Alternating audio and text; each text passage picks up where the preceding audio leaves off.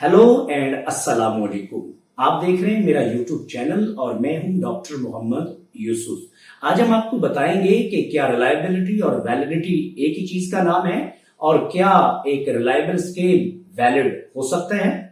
जी, welcome back नाज़रीन।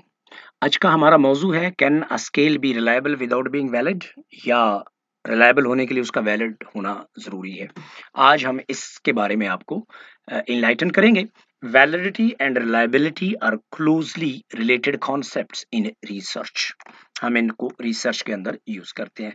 Reliability is necessary for validity and is easier to achieve than validity. यानी reliability validity के लिए ज़रूरी है और ये आसानी से अचीव की जा सकती है कंपेयर टू validity.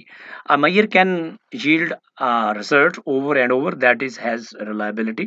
यानी अगर आप एक स्केल यूज करते हैं और वो सेम रिजल्ट प्रोड्यूस करता है over and over again, we say that scale is reliable. मैं इसकी एक सादा सी मिसाल दे देता हूँ।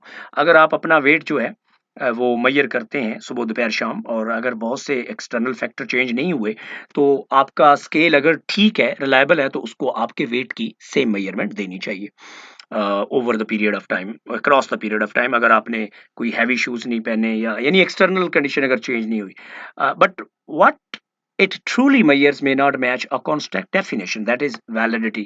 तो आप क्या करेंगे अगर फर्ज करें आपका वेट जो है वो 54 किलोग्राम है और आपका स्केल 50 बता रहा है और कंटिन्यूसली बता रहा है 50। आपने पहली बार वेट किया 50 बता रहा है, दूसरी बार किया 50 बता रहा है, तीसरी बार किया 50 बता रहा है। इसका मतलब है आपका स्केल जो है वो रिलायबल तो है, लेकिन आपका वेट चूंकि 58 किलोग्राम है, 50 नहीं है, इसलिए आपका स्केल वैलिड नहीं है।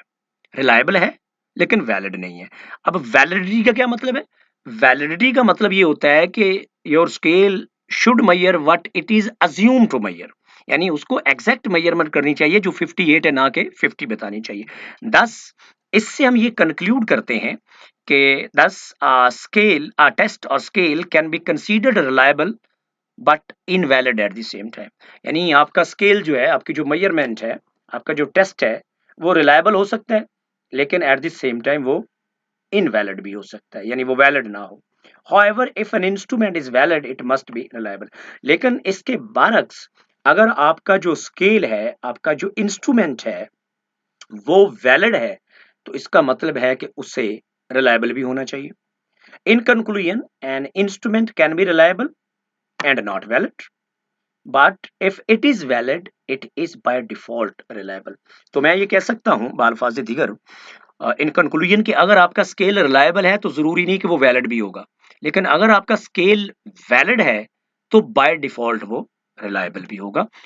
इसकी वजाहत इस बुल्स आई परफेक्ट मैयर जो पिक्चर है, ये हम अक्सर यूज करते हैं बताने के लिए कि कोई मैयर रिलायबल है या नहीं है। आइए जरा इस पे गौर करते हैं। पहले इसको देखते हैं, लो रिलायबिलिटी एंड लो वैलिडिटी। आप देखें सेंटर को हिट करना है ना इसको, तो आप देखें इसने यहाँ हिट किया, इसने यहाँ हिट किया, इसने यहाँ, इसने यहाँ, इसने मरकज के करीब नहीं है, इसका मतलब वैलिड तो ये है नहीं, इसकी लो वैलिडिटी है।